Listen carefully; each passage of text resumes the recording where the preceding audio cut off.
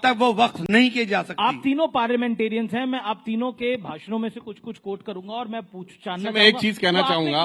क्यों कहा, मैं शुरुआत कर लेता हूं, मैं सुधांशु त्रिवेदी आपके पास आऊंगा। इमरान मसूद आपसे शुरुआत कर लेता हूं।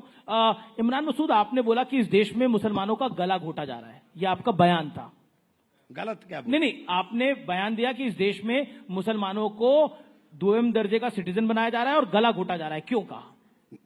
मुसलमानों के साथ हो क्या रहा है कि मुसलमान, अब वही बोल रहा हूं ना जी, मुसलमानों के साथ हो क्या रहा है कि मुसलमान घर में रहे तो दंगाई घुस करके निकाले बाहर, और बाहर निकले तो पुलिस छाती पर गोली मारे। क्या हुआ संभल में?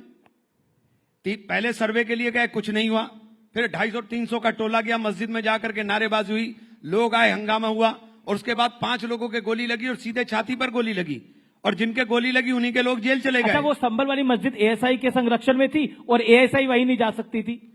आप मुझे एक बात बताइए, एएसआई का अजीब कानून है।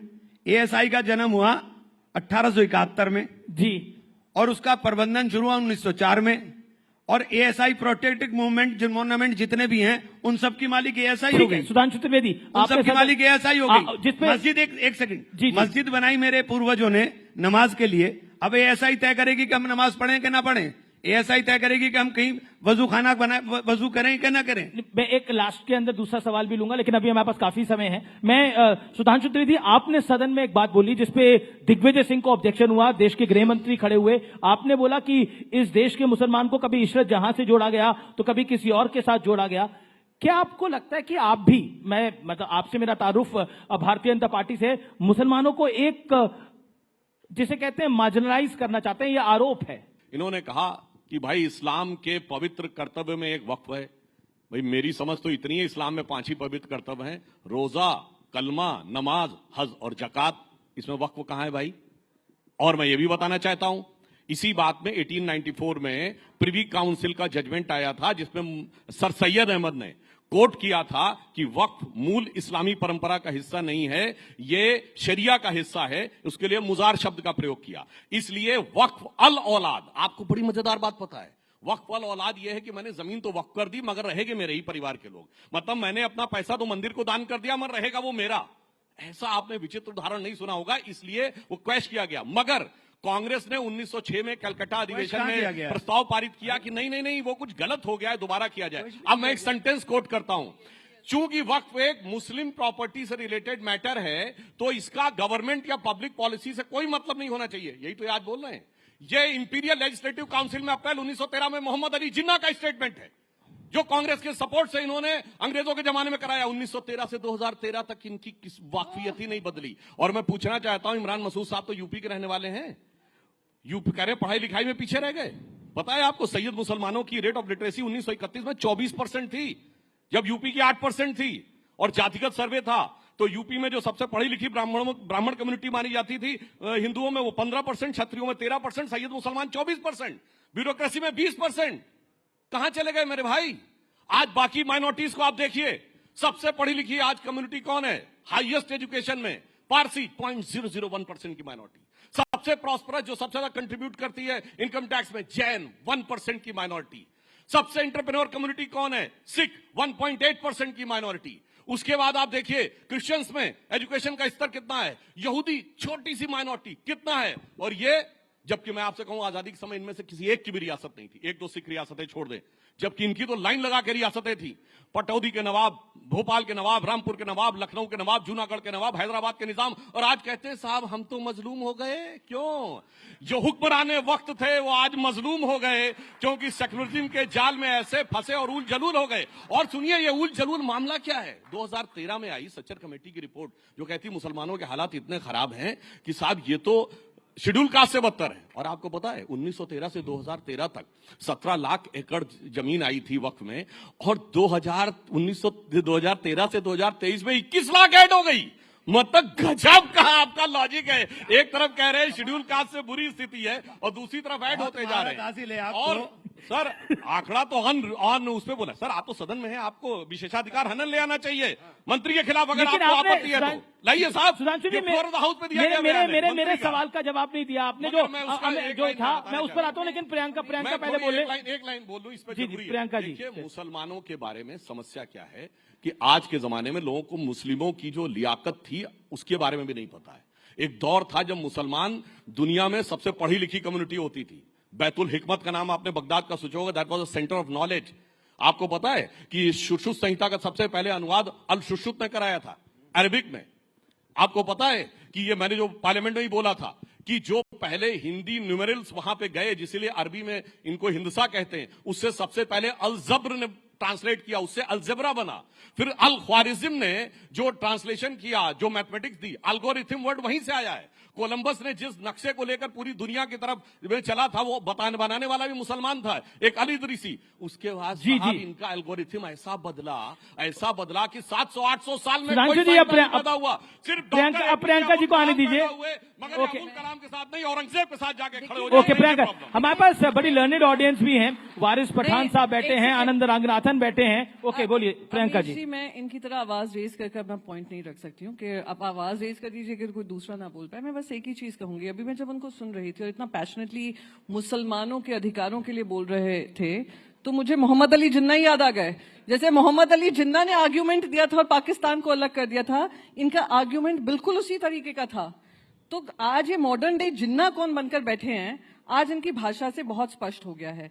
जहां बता रहे हैं अरे देखिए हम लोग क्या थे, हमें क्या कर दिया, तो ये इनका आप कह रहे हैं मॉडर्न डे जिन्ना है? बिल्कुल, जो उस दिन अमित शाह जी अबुल ने कलाम अमित गजब का तर्क है शाह भाई। जी ने भी कहा जिस तरह औरंगजेब की कब्र में मरसिया पढ़ाने वाले को राज्यसभा आप भेजेंगे। के लिए करते हैं हम, मुसलमानों के लिए करते हैं हम, मुसलमानों के लिए करते हैं, ऐसे ही नहीं। अरे नहीं, मैंने तो आपने नहीं- बताया मुसलमानों में क्या था और कहां से कहां पहुंचा। उन्होंने अमित शाह आपने मेरा सुना ही नहीं।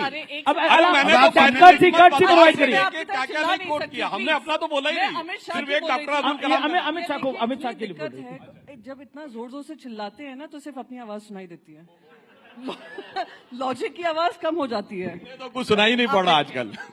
बोलिए प्रियंका जी। आपको समय कम मिला है शायद मुसलमानों के नहीं, हकों के प्लीज, बारे में प्लीज, बात करने का। Okay, please. ना मुसलमानों के अधिकारों का हनन हो रहा था, किस तरीके से वो प्रताड़ित थे, किस तरीके से वो गरीब किए जा रहे थे, सब किया। बेचारा सुधांशु जी ने उनका हक रखा है, और सुधांशु जी की वही मैंने बस यही रिपीट किया। अमित शाह जी ने जो पार्लियामेंट में कहा कि हम ही मुसलमानों का हक और अधिकार की लड़ाई लड़ रहे हैं। आपको हैरानी नहीं होती जब बीजेपी ये बात बोले कि हम मुसलमानों का तो कर रहे मुझे हैं? तो ऐसे ही साउंड कर रहा था कि जिन्ना ने कहा मुझे एक सेपरेट कंट्री चाहिए क्योंकि आप मुसलमानों के लिए हक नहीं दे रहे हैं, वही ये काम कर रहे हैं। सुधांशु द्विवेदी, अब ऐसा बीजेपी कह रही है कि मुसलमानों के लिए हम कर रहे हैं, नहीं। अब कई लोग कह रहे हैं कि हम सपना देख रहे हैं कि बीजेपी मुसलमानों के लिए करना चाह रही है। अमित जी, एक नया अमित जी, टर्म एक सवाल मेरा जरा सा, सम्राट, मुसलमान हृदय अभी सम्राट। जी अभी मुझे सुधांशु भाई ने बड़ी अच्छी बात है कि बड़ा मुझे अच्छा लगा, चूंकि जानकारी इनको है, इन्होंने पूरा इतिहास ये का तो ज्ञान माना किया, आपने। लेकिन इन्होंने जिस आदमी का नाम लिया जिन्ना का, वो तो हमारा सबसे बड़ा मुजरिम है। अगर जिन्ना ने ये गुनाह ना किया होता तो आज इस हालत में हम आप धमका ना रहे होते। हमारा सबसे बड़ा गुनाहगार जिन्ना है, और जिन्ना आपका साथी था, हमारा साथी और नहीं था। औरंगजेब एक मिनट सर, औरंगजेब मत, अभी एक मिनट सर, जिन्ना आपका साथी था, हमारा नहीं। जिन्ना के साथ सरकारें आपने चलाई, हमने नहीं। जिन्ना के साथ श्यामा प्रसाद मुखर्जी। गलत। अरे गलत कोट करिए, नाम कोट करिए, कौन था वो? प्रजा कृषक पार्टी फजलुल हक की थी 1941 में। ऐसी बात 46 में मुस्लिम लीग ज्वाइन किए। एक मिनट, अरे गलत। अब बहुत जोर से बोल देंगे तो आप कैसे? अरे कोई चेक कर ले जाके भाई। सिंध में किसके साथ सरकार, अरे सिंध में किसके साथ सरकार चला रहे थे? फ्रंटियर में किसके साथ सरकार चला रहे थे? दो राष्ट्र नीति का पहले बयान किसने जारी किया? फ्रंटियर में कांग्रेस जीती थी 1946 में। अरे आप उसके साथ सरकार चला रहे थे। दिक्कत क्या है सुधांशु भाई? आप इतनी तेजी के साथ बोलते हो कि आपकी बोलने वाली महारत हमारे पे आती नहीं, लेकिन हम ये कह रहे हैं कि जिन्ना आपका साथी था। इनकी आलोचना कर रहे हैं, तारीफ कर रहे हैं? नहीं, जिन्ना आपका साथी था, हमारा तो जिन्ना ने बेड़ा गर्क किया है। अगर जिन्ना की बात ना मानता मुसलमान, मौलाना अबुल कलाम आजाद की उस वक्त मान लेता मुसलमान, तो हिंदुस्तान के अंदर ये हालत ना होती जो आप हालत हो गई है। हमारी दोयम दर्जे की स्थिति आपने पूरे देश के अंदर कर दी। किसने करी है दोयम दर्जे की स्थिति? सबसे ज्यादा जिम्मेदार ये है जिसकी पार्टी का हुकूमत रही 67 साल। ओके, नहीं, सच्चे देखिए, अरे आप लोगों ने 10 साल हो गए, आपने 10 साल से जब सच्चर कमेटी की रिपोर्ट आई, सच्चर कमेटी की रिपोर्ट का आपने हवाला दे दिया वक्त के अंदर, और आपने सच्चर कमेटी की रिपोर्ट के ऊपर एक जगह अमल बता दीजिए। आप ऐसी सच्चर बात करें, कमेटी ने कहा कि ये तो 12,000 करोड़ का, सौगातें, ये तो सुनिए, बिहार में सौगातें मोदी बांट रहे हैं। हमें सौगात के अंदर शिक्षा चाहिए, सौगात में रोजगार चाहिए, सौगात में मोहब्बत चाहिए, सौगात के अंदर हमें आपकी छवैया नहीं चाहिए। इसमें मेरा पॉइंट है, देखिए व्यूअर्स को मैं बोल रहा हूं ये बात, देखिए इस देश में देश के मुसलमानों को पहले बाबर में उलझा के रखा, उससे पहले जिन्ना में उलझा के रखा, फिर औरंगजेब में उलझा के रखा जा रहा है। मेरा निवेदन सुधांशु जी देखिए, इस देश में विकास की बात भारतीय जनता पार्टी बहुत करती है, विपक्ष भी चाहता है विकास हो। टैरिफ की एक बहुत बड़ी वॉर दुनिया में छिड़ी हुई है। इस समय देश के अंदर चाहिए कि कहीं ना कहीं एकजुटता रहे। प्रधानमंत्री एक लाइन बोलते हैं कि एक है तो सेफ है, वो एक है तो सेफ है, क्या ग्राउंड पर दिखेगा? ये मैं बिल्कुल with reference to context quote करता हूं। जी, दो जी। कॉन्टेक्स्ट हैं, एक 3 या 6 जनवरी 1948 को कलकत्ता में दिया गया सरदार पटेल का statement, anybody can go and check. दूसरा 28 अगस्त 1947 को पार्लियामेंट में, जो कॉन्स्टिट्यूएंट असेंबली में, जब मुस्लिम लीग के सदस्य ने सेपरेट इलेक्ट्रेट की मांग की तो बोला, अब जो मैं इमरान मसूद साहब को जानकारी हो या ना हो, 1946 की कॉन्स्टिट्यूएंट असेंबली के इलेक्शन में उत्तर प्रदेश में जो मुस्लिम इलेक्ट्रोट थे उसमें से 73 में 64 मुस्लिम लीग ने जीती थी, मद्रास प्रेसिडेंसी में 30 में 30, बॉम्बे प्रेसिडेंसी में 28 में 28, और 95% मुसलमानों ने वोट किया था मुस्लिम लीग के लिए, पाकिस्तान बनने के लिए। तो और जिन्ना चुनकर पूरी बात सर, अब मैंने शांति सुनी, और जिन्ना कोई रावलपिंडी, पेशावर, लाहौर से, ढाका, चिटगांव से चुन के नहीं गया था, मुंबई की बाईकुला सीट से चुन के गया था। 95% मुस्लिमों के वोट से, क्या मुंबई के 95% लोग चले गए? इसलिए सरदार पटेल ने कहा कि भारत के ज्यादातर मुसलमानों ने पाकिस्तान बनने के लिए वोट दिया है। यह सरदार पटेल का बयान है, 48 जनवरी कलकत्ता में। मैं नहीं मानता एक दिन में तुम्हारा दिल बदल गया, मगर जब जो हो गया सो हो गया, उसे पीछे छोड़ो और अब यह सोचो कि देश के साथ आगे कैसे चल सकते हैं। मगर इस सेकुलर पॉलिटिक्स ने पीछे से जोड़ के रखा। यह आजादी के बाद बाबर, तुगलक, औरंगजेब के नाम पे क्यों सड़कें बनाई गई? यह राष्ट्रपति भवन के अंदर मुगल गार्डन क्यों बनाया गया?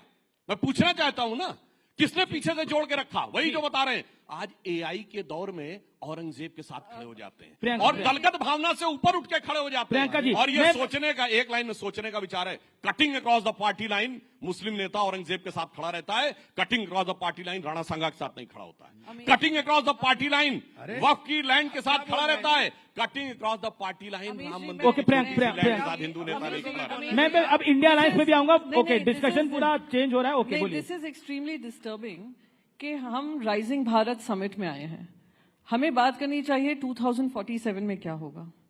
तो 1 second please, do not interrupt, do not. I did, Modi ji होंगे 2047 में, 57 में, 87 में, 97 में, जो भी आपको बोलना है करिए।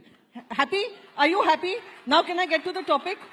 Now can I get to the topic? Okay, you are happy? देखिए 2047 में मोदी जी हमारे यहाँ हो ना हो, मगर इनके नेता इन्हीं की परिवार के होंगे। ये पार्टी अलग है। Okay Priyanka, then I come to India alliance. Okay, ऐसा है, आज अगर 80 लाख लोगों के पास राशन जा रहा है तो कितने उसमें से हिंदू घर हैं, कितने मुसलमान घर हैं, कितने ईसाई घर हैं, कितने उसमें जैन घर हैं, कितने उसमें सिख घर हैं जी, और कितने पारसी घर हैं? भूखा तो सभी है जो 80 लाख लोगों के पास जा रहा है। मैं चाहती हूँ हम 2047 की बात करें। ये कहाँ पे लेकर जाना चाह रहे हैं? 300 साल पुराना, कि 300 साल पुराना इतिहास में आप बिखरे रहिए, बटे रहिए, और हम आने वाले जो सदी है, जो आने वाले हमारे युवा पीढ़ी है, जो दूसरे देशों में जा रही है, दूसरे देशों में भी प्रताड़ित हो रही है क्योंकि अमेरिका यूएस टैरिफ्स को लेकर आ रहा है, जो अभी आई थिंक घनश्याम जी ने बात रखी थी कि स्टूडेंट बनकर गए थे यूएस में और आज वो स्टूडेंट्स को भी डिसरिस्पेक्ट किया जा रहा है। हम कोई उसके बारे में बात नहीं कर रहे हैं। हम क्या बात करें? औरंगजेब, राणा सांगा, जिन्ना, ये वो। मेरे बस एक ही मांग है, और मैं क्योंकि विपक्ष से हूं और विपक्ष में हमारी भी एक आवाज है, सिर्फ कांग्रेस और बीजेपी की नहीं है। हमारी आवाज यह है कि जो जनता से जुड़े मुद्दे हों। आज 50 रुपए इनकी जेब से ज्यादा जा रहा है गैस का सिलेंडर खरीदने में, तो मुझे तकलीफ होती है। 2 रुपए एक्साइज ड्यूटी बढ़ रही है जबकि पूरी दुनिया भर में ऑयल चीप हो रहा है, तो मुझे तकलीफ होती है। मुझे तकलीफ होती है क्यों 80 लाख लोगों के घर पे राशन जा रहा है, उनको खुद नौकरियां क्यों नहीं दी जा रही हैं जहां वो अपने आप को सक्षम पा पाए। तो इन चीजों में हमारा ध्यान भटकाकर ये जो काम हो रहा है, ये बहुत गलत। क्या आपको ये नहीं लगता है कि हमारे पार्लियामेंट में देश के प्रधानमंत्री, क्योंकि अगर सिंगापुर के प्रधानमंत्री को आप देखेंगे, देश विदेशों के प्रधानमंत्री को आप देखेंगे, वो जनता के बीच जाकर बता रहे हैं कि टैरिफ, जो यूएस टैरिफ इम्पोज हुआ है, वो किस तरीके से हमारे ट्रेड पे प्रभाव डाल सकता है। जनता को कॉन्फिडेंस में लिए हैं, नहीं लिए हैं। क्या हमारे जो कॉमर्स मिनिस्टर हैं उन्होंने एक भी बार पार्लियामेंट में टैरिफ्स के बारे में बात की है और क्या इम्पैक्ट पड़ेगा? बल्कि कॉमर्स मिनिस्टर को स्टार्टअप इंडस्ट्री को एनकरेज करने की बजाय महाकुंभ में जाकर कहते हैं क्या जिंदगी भर दुकानदार बने रहोगे, चाइना को देखिए। अरे चाइना जैसा आप सपोर्ट भी तो करिए, पॉलिसी से सपोर्ट करिए, फंडिंग से सपोर्ट करिए। आज देश के 80 लाख लोग राशन पे निर्भर हैं, रोजगार कहाँ है? तो मैं मानती हूं कि मेरे देश में बहुत कुछ अच्छा चल रहा है और अच्छा चलना चाहिए, पर हमारी जो प्राथमिकता है, जनता से जुड़ी हुई प्राथमिकता है, उस पर ज्यादा चर्चा होनी चाहिए। जिस दिन यूएस के टैरिफ रोल आउट हुए थे, उस दिन रात के 3 बजे तक हम लोग पार्लियामेंट में चर्चा कर रहे थे वक्फ अमेंडमेंट को लेकर। मैं उम्मीद कर रही थी कि कुछ हमें बताया जाएगा कि किस तरीके से हमने इस कदम उठाए हैं, क्या डोनाल्ड ट्रंप से बातचीत हुई है, क्या वहां के ट्रेड सेक्रेटरी से बात हुई है और कैसे हमें राहत मिलेगी, पर उसके बारे में कोई चर्चा नहीं हुई। तो बस यही है कि पटरी पे लाने के लिए वो डिरेलमेंट जो होता रहता है ना, उसको काबू में लाना जरूरी है।